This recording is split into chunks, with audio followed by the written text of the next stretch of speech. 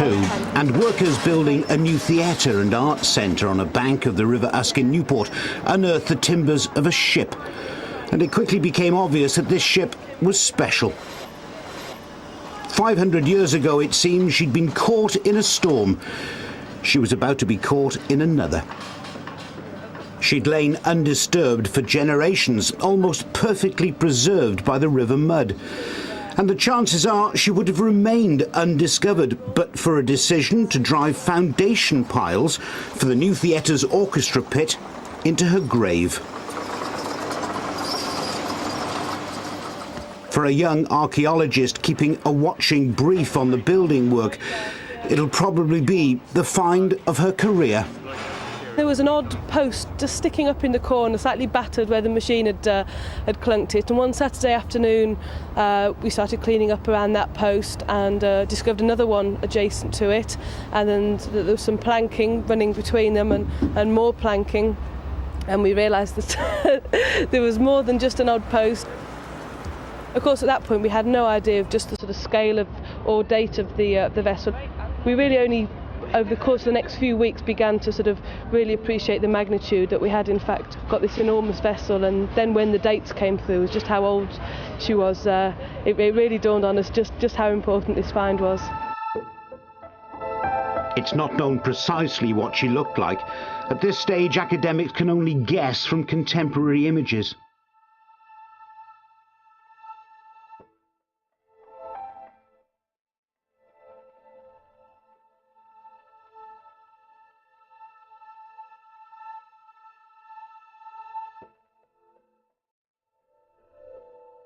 It is known, though, that she's older and larger than the famous Matthew, the ship that caught the headlines in 1997 when a reconstruction of the original sailed from Bristol, a home port, to Newfoundland. But it's the age of the Newport ship and what's been found on her that's generating the greatest excitement. We've got rope and leather. Do you know what the first thing I really remember was when I knew the date was 15th century and we got the Portuguese coins. Stepping on that ship and thinking this ship probably pulled up in Lisbon and probably keyed up at the same quays as the great navigators, the great explorers of the 15th century. They all learned to sail from Portugal, Christopher Columbus and Vasco da Gama, who went and made their great voyages about 20 years after this ship was constructed, and thinking she was probably there. She probably pulled up at the same places as these great men, and I'm allowed to stand on this ship. You know, I'm one of those few people who actually can step down here and go down here and take it apart and photograph it and record it as it goes. I mean, I know I'm lucky for that. I remember I went to one of the professional meetings and we talked through where we were going to go next, and I was just bubbling inside and very professional, controlled, and they came out of the meeting and walked out of the site and then danced around the car park because I knew how important she was. I was absolutely amazed at the size. I'd heard from colleagues about its dimensions and how impressive it was, but I was completely amazed when I saw it. And I began to realise, talking to people nationally and internationally, how important it was in the overall context of global trade of the time. It wasn't only the professionals who were excited. The ship quickly caught the public's imagination. Thousands queued to see her after the local council announced they intended to just save a few token timbers and then rebury her. From then on, saving her, all of her, became the People's Project. The people of Newport were to play a vital part in her rescue, and all through a campaign run from a nearby fish and chip shop. It was phenomenal, the support that we had from the people of Newport. They showed how much they care, and they still continue to show how much they care for their ship. We're so lucky that the ship was found where she was found. She's right beside the Kingsway, the principal road into the town, and we were able to show to the people of Newport, here she is, what are you going to do about it? If you look over here on the right, you can see the... What we've got here! 600 years ago, she said. They something like that. The technology was good enough then. I was fascinated by the boat when I first heard about it, and I thought it was a wonderful discovery, and I was sort of impressed by the response both by Newport and by the archaeologists to the way they got in to try and record the boat. But it's grown and grown in importance, and really the spirit in Newport at the moment, it's like being in the Blitz. Not that I was in the Blitz except as a baby, but it's tremendous spirit of the people here. It's something that's really caught the imagination. The fight to save her whole was on. As we'll see later, it was to last for many weeks, but after intense campaigning amid deep uncertainty, a plan emerged. The ship would be saved, it would be removed piece by piece, reversing the medieval shipbuilder's process.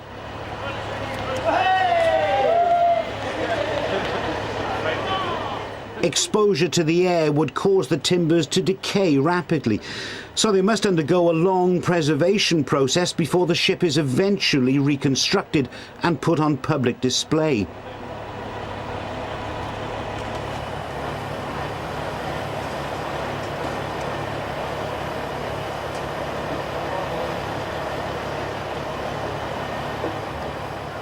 With the closest attention to the tiniest detail, the archaeologists began their work. Nigel Nailing, a specialist in his field, was brought in as a consultant to the project.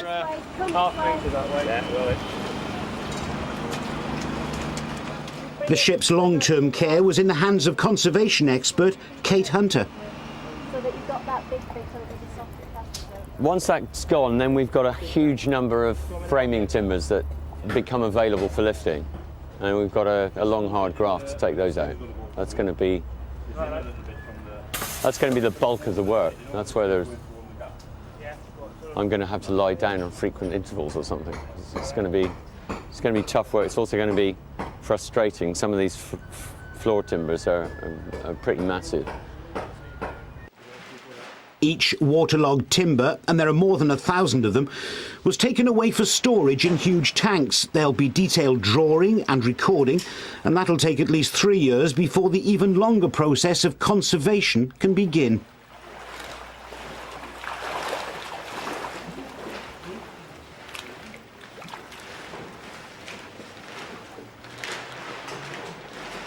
Having worked in this field for nearly 30 years, I have never come across such well-preserved wood. You can stick your thumbnail in it and nothing happens. At the moment, this waterlogged wood, which looks incredibly well preserved, is actually held together by water. And we know if the water is driven off, the wood will crack apart and we will lose its wonderful, fresh, new look. So I have to replace that water. And the chemical that we use is polyethylene glycol, which people will know as antifreeze. We know already how old the timbers are. Sophisticated science can date the wood accurately. Well, if I've got that bark edge, I can tell within 6 months when the tree was cut down, no matter how long ago it was, as well as possibly indicating where the tree came from. Yeah. The oak for these timbers was felled in the winter of 1465, probably in the Forest of Dean. The ship's story was coming alive. But yeah, I mean, it's very personal. When you see, a little tool mark that, just as I'm making marks on this, someone else made 500 years ago. And it's that personal because you can see these individual, like an individual axe blow or an individual. Someone did half of this and then went for their lunch, just like I did half of this and went for my lunch. So, and great respect. I mean, someone worked with this material. We're struggling on occasion to shift pieces with a 50-ton crane. They did it using presumably block and tackle and very straightforward technology. So they deserve respect for having a skill that we patently don't have anymore, and loss of craftsmanship, which I don't know if anyone could build one of these today. The raising of the Mary Rose in 1982 caught the imagination of the world. Henry VIII's warship, the pride of his fleet, had sunk in 1545.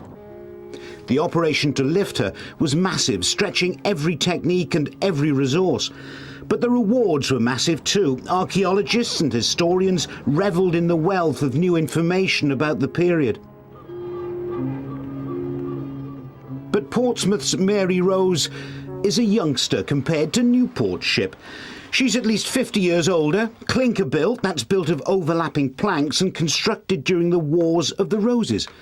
And the date is key. The Newport ship could provide information to fill a considerable gap in our knowledge of the period.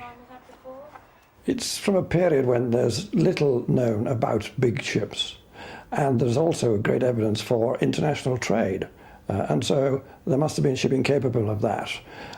Furthermore, the ship itself is clinker built, and it's the end of this particular Northern European way of building ships.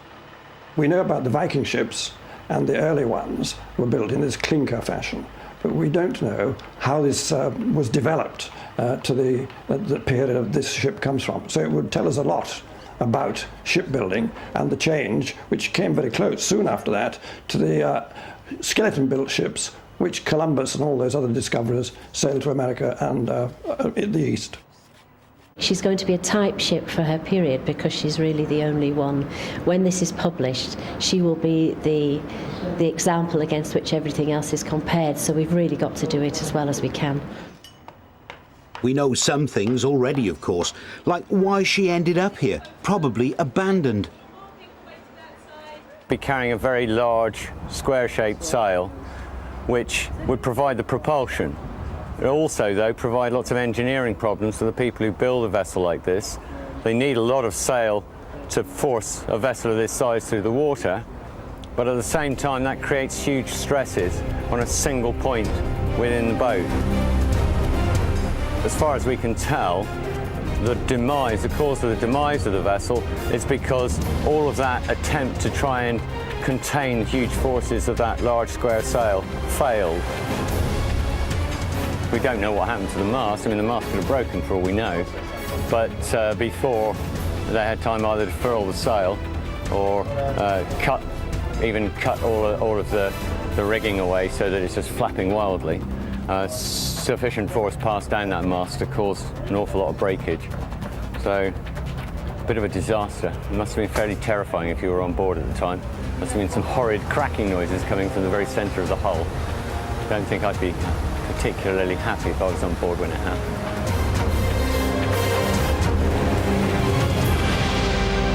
And that crack is ancient. It's not the result of the pile going through.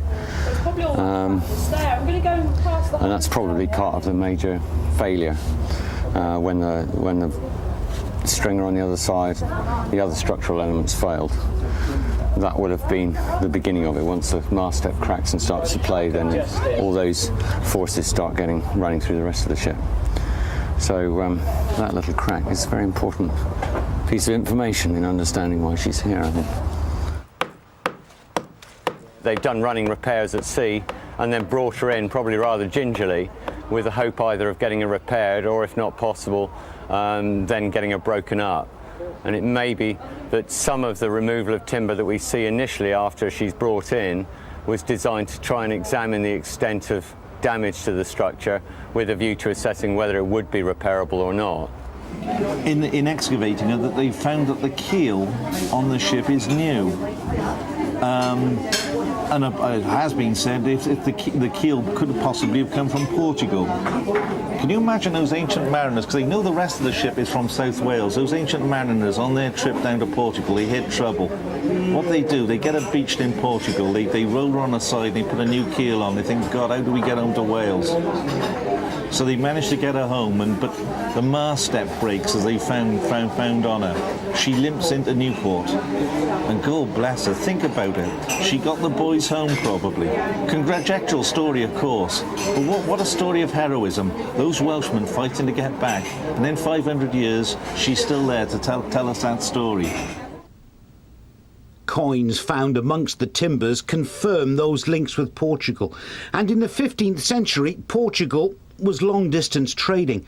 The crew were adventurers. But who were they? Who were the men who owned these finds? Crew who left their homes to endure the dangers of the sea, to sail the ship to Portugal. and perhaps beyond. One of the hardest things when you're looking at history is realising that they are real people like us. But we have to also realise that they're going to have different values on what is going to make them comfortable compared to us. They're not going to be worried because they haven't got a new car or the television's broken down. If you're talking about your medieval farmer, if there's no war loitering around on the horizon, if the family are healthy, the crops are in, he's got a full stomach and a nice warm fire, then he's probably about as contented as he can get. It's nonsense that you're not going to know what's happening 2 miles away from the village. One of the things that is going to be bringing you information is trade, because although modern people tend to think of waterways as barriers, they are the great routes of medieval times. It's going to be, as long as the weather's with you of course, in theory it's going to be a lot easier to take ship to these areas than it is to be dragging big carts down very rough, muddy, poor quality roads. And the discovery of the Newport medieval ship poses new, wider questions. I think it's really revolutionised our ideas about Newport. We've always known that it was a town with quite a good trading activity going on, but now with the evidence of this huge great ship here, it starts to ask questions like, well, maybe it was more important than we thought it was. It's quite exciting to think that trade was happening between South Wales and the Iberian Peninsula, and the sort of reflection that would have had on town life and the people living here. What sort of stories would people have brought back with them? What sort of objects would they have brought back with them? Newport has changed so much over the centuries. This ship is over 500 years old, and modern Newport doesn't represent at all what medieval Newport would have been, but the constant in all of that has been the River Usk, and it's so great to see something that would have been up and down the river and trading, and seeing that constancy within a changing city.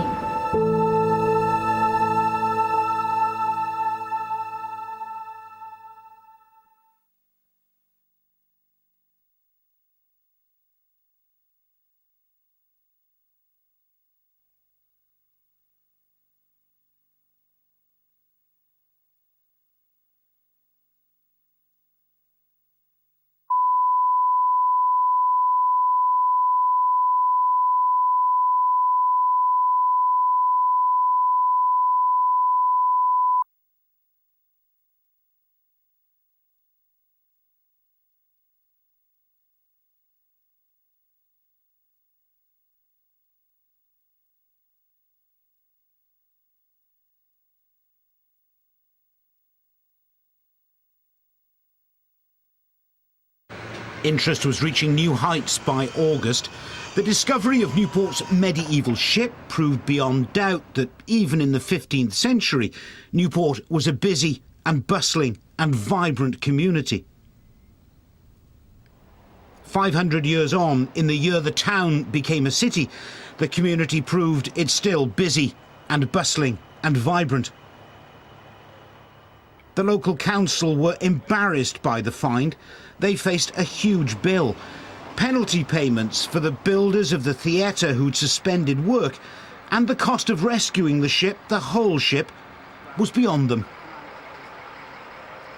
At the moment, no, that doesn't look like that's going to happen, but we'll be able to get a virtual record of it through our recording, and also keep 5 to 10% of the really important timbers for later analysis. It's a procedure that archaeologists are used to. They're quite often in a position where they can't save all of a structure, and that there's an agreed course of action from an archaeological perspective that gives an end result that means it's been recorded appropriately. And that's basically what happens. It happens on a number of projects. It happens in London on a regular basis. Obviously, we're looking at other options for this, and if somebody comes forward with some money, we will do our very best. The council set a deadline before building work on the Theatre and Arts Centre would resume, and the ship would be lost. But that deadline turned what had been a murmur of protest into a howl. Twice about what's happening. Hello, sir. I wonder if you'd be interested in sending a message to Sir Harry Jones for me. Thank you very much. If you would, because in 2 weeks' time they intend to remove the ship at JCB. So I looked at it. It's disgusting. It's appalling, sir. It's disgusting. It's appalling, sir. It's absolutely appalling. It's disgusting. You can't.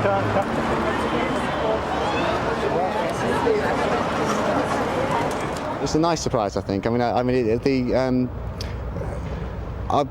People do enjoy archaeology, and they are interested in it, and I think that's something that's becoming increasingly true over the last few years.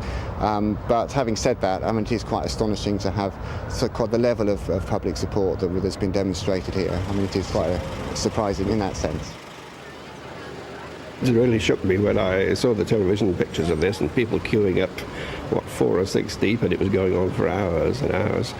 And the times I've been down there, I know that it's been 400 to 500 a day are coming into the viewing area and looking at this. It's continuous. Anybody you talk to knows something about their ship.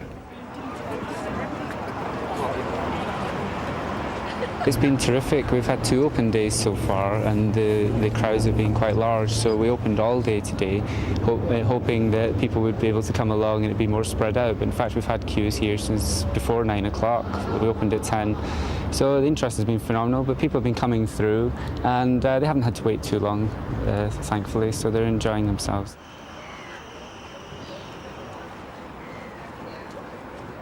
Wait an hour, 2 hours, 3 hours if necessary. Yeah, that's worth it. We were very, very surprised by the response, but we were also very pleased by the response. We made the national dailies, and it's not often that we end up doing that in Newport. The public feeling actually helped enable us to progress the issue in the way that we have done.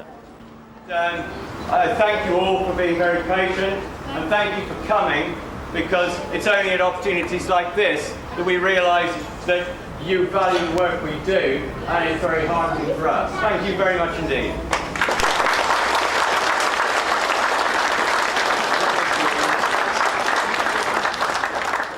Six months on, the Friends of the Newport Ship Group is still active. There's half tankers and there's coffin bags. Funded and organised, it claims 800 members, making it the largest group of its kind in the country. Whether it was maybe a small fragment reused in a war. At the winter meeting, they're still amazed at the summer display of people power. I've never come across anything like that before on any topic. Even, for example, to use a very different example, during the miners' strike in the mid-1980s, there was plenty of support for the miners in this area, but nothing like the support that we got for preserving the ship, because it's not a political issue. And I estimated over the 3 weeks that we were open to the public, as you know, every Wednesday and Sundays, I reckon 25,000 people came from all over the country. I think that once the people of Newport realised what was there, I think the level of feeling became very intense, and I think this intensity increased with perhaps the council's perhaps lack of interest at the time. Newport citizens were interested. The campaign they'd floated became more spectacular. Thousands turned out to see a protest armada, a salute by modern ships to the ancient ship still under threat in the mud of the river bank. But the council had a cash problem. They still had to provide their normal services, and penalty payments to the theatre builders were mounting at a reported rate of £8,000 a day. But the council hadn't commissioned exploratory excavations, nor had they taken out insurance against archaeological interruptions. Before building work started, we had GGAT, who were our archaeological experts then and are now, do a desktop survey. That was a comprehensive document. The planners obviously then relate that to the planning conditions, and the planning conditions were a watching brief. We followed the planning conditions as stipulated. So no, we hadn't been asked to do any excavations. We didn't ever expect to find a ship there, and we never expected to find anything the size of size of the vessel that we ended up uncovering. Was there perhaps a little bit of fear as well that you'd bitten off something that perhaps you wouldn't be able to chew here? Well, I mean, there obviously was, because we were in a position where there were so many unknowns for obvious reasons. We didn't know how much the archaeology would cost. We obviously knew in terms of stoppage on the theatre there was going to be major implications in relation to that. And then we had the issues with display of the ship.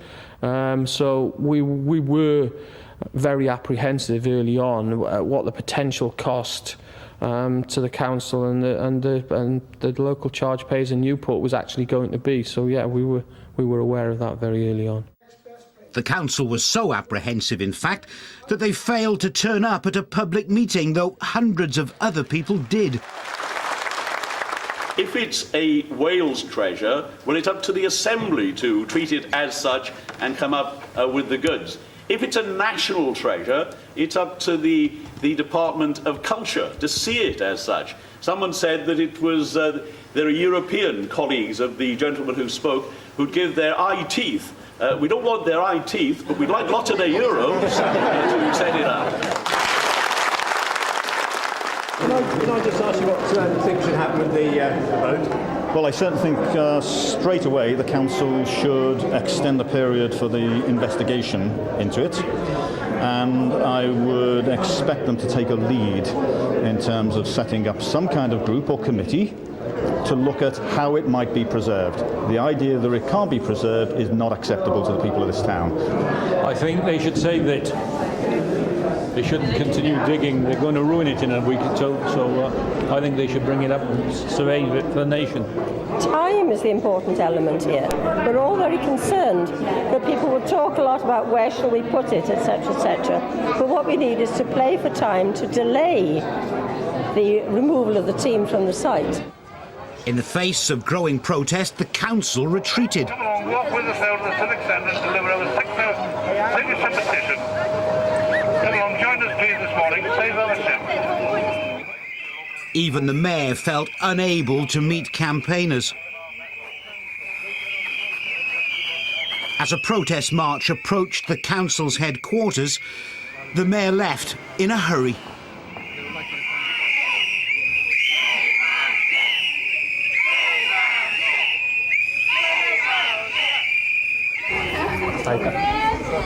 Hello. Hi. Mr. Vara, this petition has been organised by the young people of Newport who've come up here to show their interest in preserving this unique treasure that's been found in Newport. Right. We can't disappoint them. We have over 6,000 signatures which we wish to present to the Mayor. I'm sorry, the mayor isn't actually available, so... we were promised the Mayor would be here, Mr. Vara. Right, well, I don't think you were. I believe we were. Were we not? We were. So the Mayor is not going to... Mr. Vara is actually the representative who's dealing with this particular issue, so he is actually the person that you need to speak So you mean to. the Mayor will not turn up? Sorry? The Mayor left 2 minutes. You've got the Managing Director and good morning. You Jamprey? No, I'm not. All right. Good morning. Please. Hi. Very pleased to meet you. I spoke to the Mayor. Unfortunately, he's not available. But I am the... But if you let me finish, please. But I am, in fact, the head of paid service for Newport Council and would be delighted to receive your petition. That's not acceptable. Well, in that case, sir, we have a problem. I'm here to... I thought that our wonderful ship was going to be destroyed and lost for all time, and in an act of complete and utter barbarism. I think we Newportonians feel so aggrieved at the loss of so many of the beautiful buildings that we've had in the town. And I think we had the support from the people of Newport because they realised that this mustn't be allowed to happen, and they realised what terrible damage has been done to our city in the loss of buildings that we've loved. So I think we were able to tap into that sense of aggravation in some ways with the campaign to save the ship. While work on the new theatre and arts centre had stopped, the protests hadn't.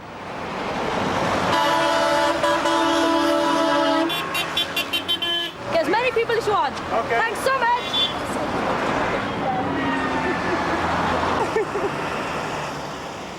The council turned to the Assembly for help, £3.5 million worth of help, after finding themselves in a hole of their own. We're very pleased that after weeks of discussion with the local authority, and I want to stress we've been in discussion with the local authority since day one, whether it's the Environment Minister or the Culture Minister, we've been discussing about how we can save the ship and more importantly how we can put it on display in Newport. We've agreed today a financial package of support for the local authority. We're also approaching the Heritage Lottery Fund, and on this site the boat will be displayed. You'll be able to go and view it, you'll be able to see it being reconstructed, and the financial arrangements have been made. Well done. She absolutely understands some of this technical stuff. Well done. And obviously it is phenomenally fantastic news. Exactly. Every bit of timber is going to be saved and it's going to stay here in Newport for the people of Newport. This is a part of our maritime history that shows that we go back and we're a trading port all those years ago in the 14th century. Again, another unique facet that we weren't aware of. So a wonderful day for Newport, a wonderful day for Wales, and I think a wonderful day for all these people around here who have been demonstrating a passion about this boat in a way that I've never ever seen being exhibited before by people in Newport. Of the size of the ship. But there were still questions to answer. This will be the entrance coming into the theatre, and it will have a glass. However, despite repeated requests, neither council leader Sir Harry Jones nor any other member of the council's ruling Labour group, the Decision Takers, would be interviewed for this programme. Instead, the job was passed to a council officer. Hypothetical, I know, but what would have happened had the Assembly not come to the rescue with that bag of cash? Well, what a question, eh? I mean, I can't start to believe. Well, I can't start to give you an answer, really. I mean, I think I would have been relying on possibly the Heritage Lottery Fund, but given the timescales, I don't know. I don't think there's an answer. It's not. I mean, there's a number of things could have happened, but I wouldn't like to guess, to be honest. And you wouldn't like to entertain any of them, really, I suppose, would you? Well, if somebody else came along and gave us $5 million, I would have been very happy, obviously, and that might have happened. Some big trust might have come along and said, well, there you go. But it didn't, and I guess things happened in the way that they did, and we were very pleased that the Assembly stepped in to help. I've been with the campaign from 7 o'clock in the morning on the very first day, and I'm just completely elated. It's wonderful. We've won. Thank you. How important was the campaign in saving the ship? I think the campaign was essential. Without the campaign and the sheer weight of public support, given the restrictive timescales that were in operation, there's no way the Newport City Council and the Welsh Assembly would have realised the depth of public feeling supporting the ship. And when the 23rd of August, the decision came then, and the announcement, we were absolutely blown away. But were those celebrations premature? There was more controversy to come.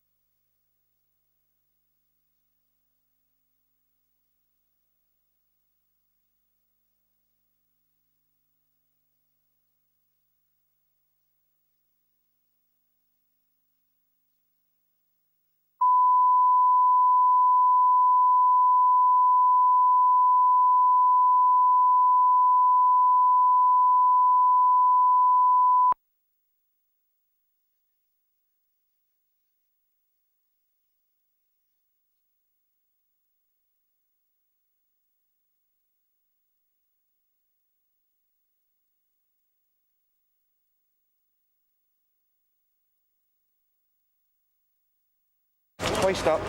Hoist up. Nearly 5 months after she was found, archaeologists were removing the last visible timbers from Newport's medieval ship.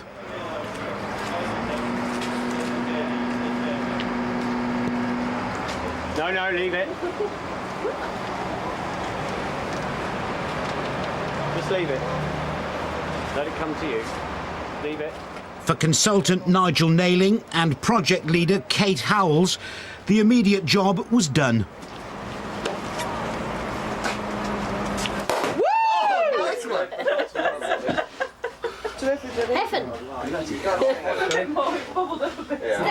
It's Nigel's got to go in for Nigel. Oh yeah, I'll you. Okay, our glass is all charged. Brilliant, thank you everybody, you're all stars. Cheers!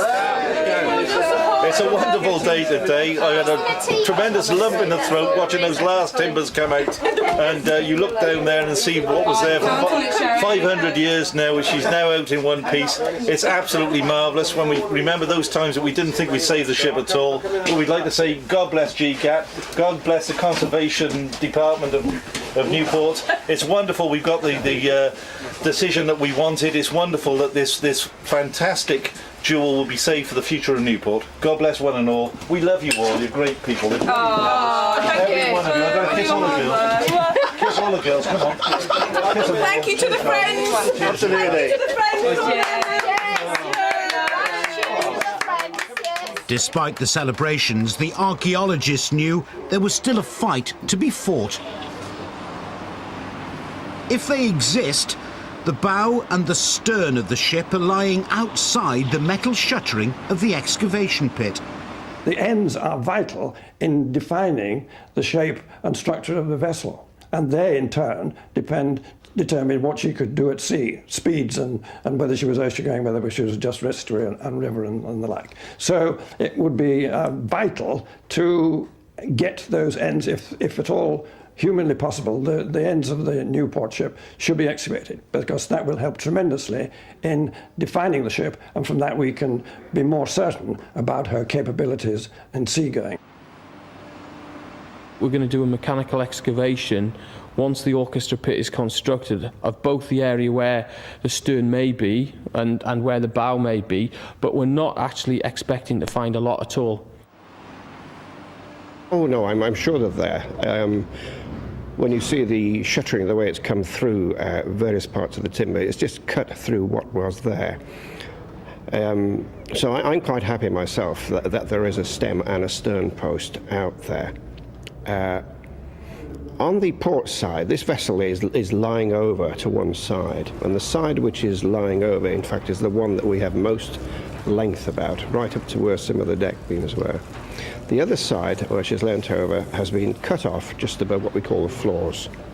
It's been cut off perhaps in the 18th, 17th century maybe, as the mud maybe built up around there, and they cut them off because they were sticking up. So it's been levelled off, and in fact there's a small quay being built on the seaward end in that level. Now, if they were cutting those off, it's more than likely they cut the stern post off level as well. So there's a piece of the stern post down there, probably. They're so tantalisingly close. They're only at a depth of around about 2 to 3 metres as such. It's so important that the stern is particularly is recovered, because that way at least they'll know how the vessel was actually steered. To leave these vital fragments of the ship, in my opinion, is like tearing out the last page of the Agatha Christie novel. It's planned to eventually exhibit the reassembled ship in the basement of the new art centre. But whether that's fulfilling her true potential is being questioned by the experts. The world's leading marine archaeologists gather for a conference in Dover. And they chose Dover because of the archaeological treasure found there 10 years ago.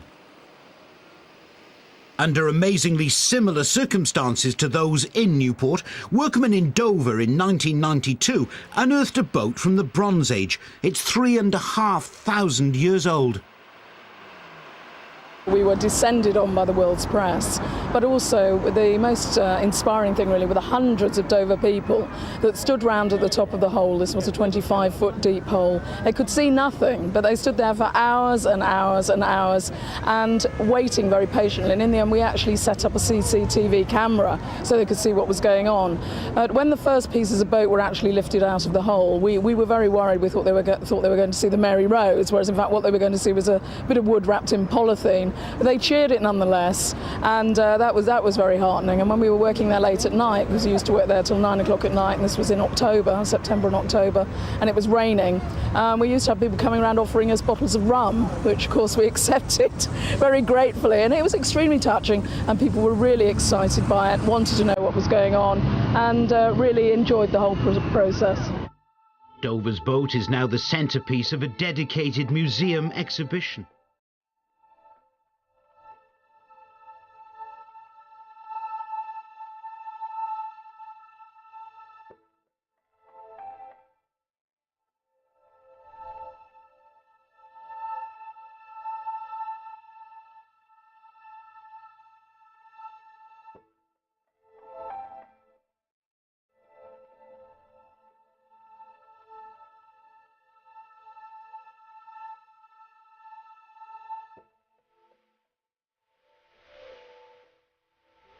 It's an exhibition which has won numerous awards, tourism awards, archaeology awards. This latest award for the boat's display. It's been a great thing for Dover, and I think the other nicest thing about it is it's brought pride to people in Dover, to the local residents. Our visitors book reverberates with comments from locals saying how proud they are of their town, of their history and of their boat. In excess of 100,000 people over the last 3 years have seen the boat. It has, as I say, raised the notch of tourism in Dover. We get inquiries from all over the world. The conference this week has attracted international speakers and international delegates. Those people are spending money in Dover. Those people are going to come back. Those people are going to tell other people, and they're going to come back. So can Newport expect the same return with their plans for a basement exhibition? The immediate reaction is that you couldn't really get most of the parts in through the door in order to rebuild this vessel down in the basement. Why on earth do you want to put a vessel in a basement which is so glorious when it's going to be rebuilt? It should be in full view for people to walk around the outside of it, be able to have a viewing platform looking into it. But they're talking about covering half of it with a roof over it so you can't see that end. And the hole that they're suggesting is so close to the side of the vessel that you'd be always rubbing your noses around it just to get around it. I don't think this is the architect's fault. I think he's just been given certain brief to work to. This really needs reconsidering amongst the people who are going to fund this and the people who know the sizes of the vessel.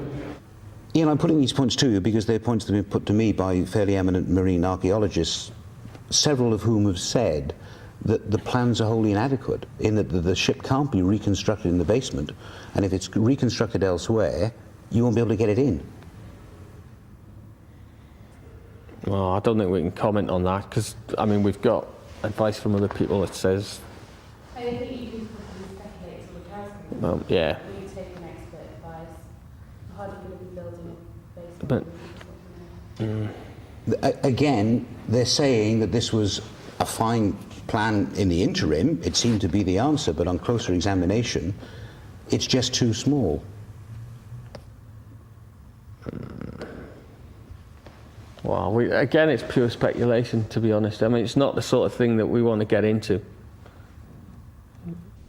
Newport's medieval ship is unique, but she's not alone. Almost a century ago, in 1904, workmen building Newport docks discovered the preserved remains of a Viking longboat. But a century ago, attitudes were less sophisticated. Besides, there was neither the skill nor the technology to preserve it. The Viking longboat was destroyed.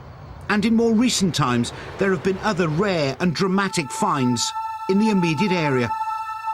In 1987, an almost complete 19th century canal boat was found in the River Usk at Tredonoc.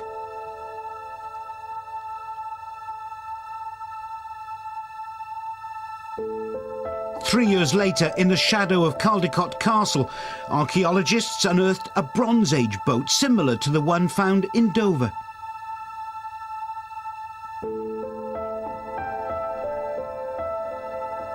In 1993, the remains of a Romano-Celtic boat, more than 1,500 years old, were found in the mud of the Severn Estuary.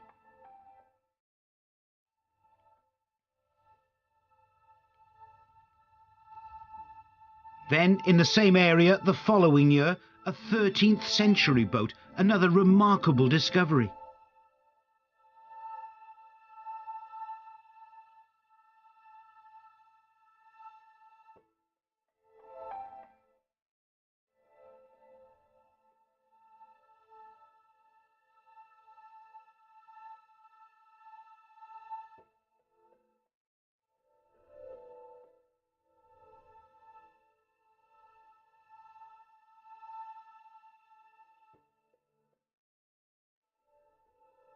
And 2 years ago in the River Wye in Chepstow, workers laying a new sewer came across a unique trough, an 18th century trading boat. But despite the archaeologists' efforts, none of these treasures is on public display. They're all in storage. But with the discovery now of Newport's medieval ship, it's being asked whether that much history can be ignored.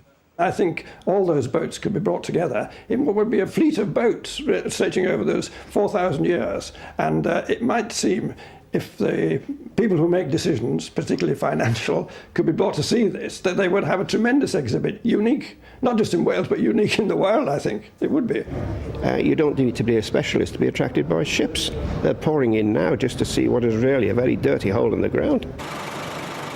The present idea with the hole in the ground, that could be used very well for the other vessels which have come to light in the Gwent, Glamorgan area. Some of them very old indeed, and some just a bit later. You have a wonderful range of maritime history there, which, if it was put together properly in that viewing area, and then perhaps an exterior or building on the surface for the ship itself, you would have set up there a leading European maritime or ship museum. It would be an enormous attraction, this. You've got Roskilde, Viking Age ships in Denmark, and they are all of a period, but they draw tremendous numbers every year. In Wales, you would have this procession of boats showing different ways from 4,000 years of South Wales seafaring and rivercraft. Yes, it would be immense potential. That which should persuade the politicians, I would think, perhaps, to put something into it. I would say it's totally impractical, given both the revenue and capital implications. When the counting stopped, more than 40,000 people had travelled to see Newport's medieval ship. What do you think, Luigi? Like a skeleton, wow. Does anyone know what the people are called to take the pieces out? They are, but they're very special kind of people. They have to look after the pieces to make sure they get broken. They're called archaeologists. Can you say that? Archaeologists. That's right. It's interesting, and it's got pictures that can tell you about the boat, and it's quite amazing to see the inside of the boat. And I've been on a ship before, but I've never seen the inside of it. The fascination lingers for all ages, even though the ship may not be seen again for years. This talk was going to be on early boats from Gwent. However, it's now changed slightly into being a talk about the Newport medieval ship. If we have time at the end, have still to be looked at in detail, including all the small finds that have been found in the ship. There are few links with the far past in Newport. A half-timbered building in the High Street, a pub, being one of them. But there are those who believe that this is not the end of the new city's new voyage of discovery. Morning, Simon. Morning, Charles. What odds would you give me on finding another ship in the area, please? We'd give you 2 to 1 about that, William Hill. That sounds pretty good. I think we'll have our usual. £250? £250. So I'm not a betting man, actually, but I'm told that odds of 2 to 1 show a high probability that another ship is yet to be found. Are the friends of the ship prepared for another find? Well, could we cope with being fathers of twins? Yes, I'm sure we could.